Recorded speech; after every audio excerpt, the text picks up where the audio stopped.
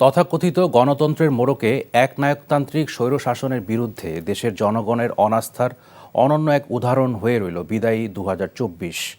ছাত্র জনতার অভ্যুত্থানের মধ্য দিয়ে সৃষ্ট অনুকূল পরিবেশে রাষ্ট্র সংস্কারের পাশাপাশি দল ও ব্যক্তিরও সংস্কার জরুরি, এমন মত বিশেষজ্ঞদের। তারা বলছেন, জনগণের কাছে জবাবদিহিতা নিশ্চিত করার সততা তৈরি না হলে সবই ভেস্তে যাবে। হাসান মাহমুদের রিপোর্ট।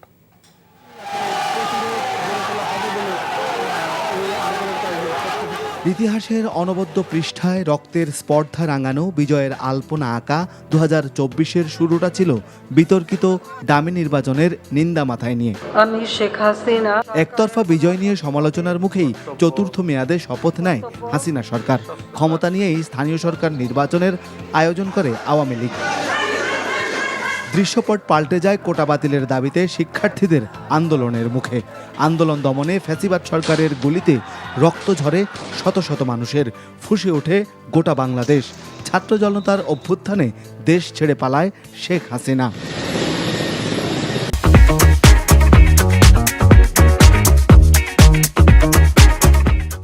নোবেল বিজয়ী ডক্টর মোহাম্মদ ইউনূসের নেতৃত্বাধীন সরকারের প্রথম ৫ মাসে বেশ কিছু কমিশন গঠনের মধ্য দিয়ে রাষ্ট্র সংস্কারের ইতিবাচক বার্তা দেওয়া হয়।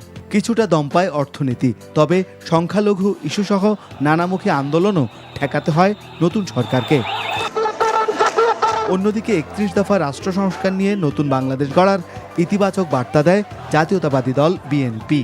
আমাদের নির্মাণ করতে হবে এক সমৃদ্ধ বাংলাদেশ। জামায়াতে ইসলামের পক্ষ থেকেও তুলে ধরা হয় সংস্কার প্রস্তাব। তবে পরিবর্তিত পরিস্থিতিতে ভয়াবহ চাপের মুখে পড়ে জাতীয় পার্টি সহ আওয়ামী লীগের মিত্ররা।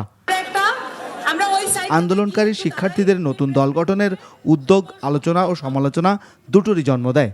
বিশেষজ্ঞরা মনে করেন, রাষ্ট্রে যেমন সংস্কার জরুরি, তেমনি জরুরি দলেও। রাষ্ট্রের প্রতিষ্ঠানগুলোর সংস্কার দরকার এবং একই সাথে আমি মনে করি যে রাজনৈতিক, যেটা আপনি বললেন, রাজনৈতিক দলেও সংস্কারটা প্রয়োজন।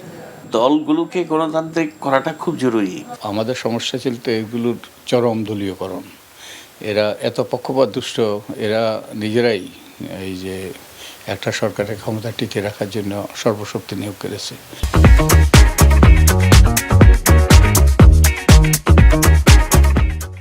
প্রশাসন, বিচার ব্যবস্থা, নির্বাচন ব্যবস্থা, স্থানীয় সরকার কাঠামো সংস্কারের পাশাপাশি ক্ষমতাকে পুঁজি করে ঢালাও চাঁদাবাজি, বদলীয় নিয়োগ বাণিজ্য, ভূমি দখল, নদী দখল, বাজার সিন্ডিকেট, টেন্ডার ও মেগা প্রকল্প বাণিজ্য সহ সীমাহীন দুর্নীতি বন্ধে রাজনৈতিক দলগুলোর দায়বদ্ধতার পাশাপাশি দরকার নৈতিক সংস্কারও। নেতাদের যে পার্সোনাল কোয়ালিটি, মানে পার্সোনাল যে মরালিটি, মানে সোনার পাথর বাটির মতো হয়ে গেছে আর কি। এটা আশাই করা যায় না এখন আর কি। চাঁদাবাজি, দখলবাজি, বদলি বাণিজ্য, নমিনেশন বাণিজ্য, নির্বাচন বাণিজ্য, এই সব কিছু সিন্ডিকেট, সব কিছুর সাথে জড়িত। নির্বাচন সফল করার জন্য রাজনৈতিক দলের একটা ভূমিকা থাকবে। আর যারা ভোটার, তারাও যদি হাত পা গুটিয়ে বসে থাকি যে আমাকে কোলে করে নিয়ে ভোট দেওয়া দিবে, ওটাও হবে না। যারা ভোটার, তাদের সক্রিয়তা দরকার আছে। প্রতিবেশী রাষ্ট্রের বিরূপ আচরণ এবং রোহিঙ্গা সংকটকে আন্তর্জাতিক মহলে তুলে ধরে রাজনীতিবিদদেরকে একটি জোরালো পররাষ্ট্র নীতি ব্যবস্থার কথাও মাথায় রাখতে হবে বলে মনে করেন বিশেষজ্ঞরা। Hasan Mahmud, NTV news, Dhaka. চাকরি পেয়ে গেছি। চাকরি?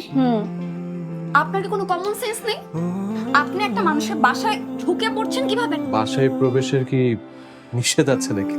এই অসময়ে ছাদে আসার কারণ কি? নতুন করে কারো প্রেমে পড়লেন নাকি? আমি আকাশ দেখছিলাম, আকাশ দেখতে দেখতে হারিয়ে গেলাম, হঠাৎ করে আপনি আসলেন।